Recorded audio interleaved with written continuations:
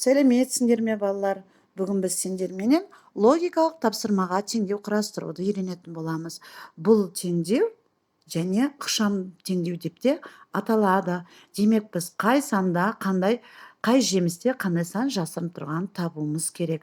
Алмаларымыз белгісіз болғандықтан балалар біз x деп белгілеп аламыз. Демек 4 алманың қосындысы 40-қа, демек 4x'іміз 40-қа тең деген сөз. Одан ары қарай теңдеуімізді шешеміз. Демек бір алмамыз 10-ға тең екен. Ал екінші қатарда балалар алмұрт белгісіз. Демек алмұрттарды x деп, ал алмалардың орнына 10 деген сандарды жазып, теңдеу құрастырамыз. X пен X-тің қосындысы 2x, 10-ның қосындысы демек 20-ға тең екен.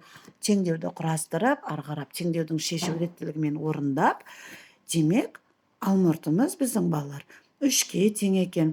Енді келесі қатарда балалар құлпынайдың қаншаға тең екенін анықтауымыз керек.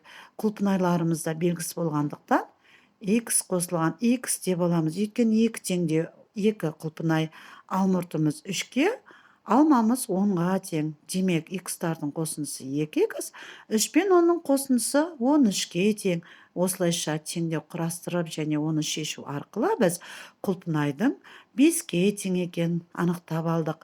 Балалар, бүгінгі тапсырмада тек қана теңдеу құрастырып оны шешу емес, амалдарды да орындап және олардың реттілігін анықтайтын боламыз.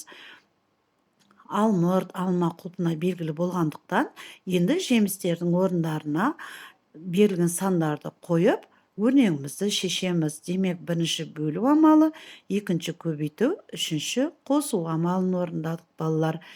Одан шықты, алма 10-ға тең, алмұрт 3-ке тең, құлпынайымыз 5-ке тең екен балалар.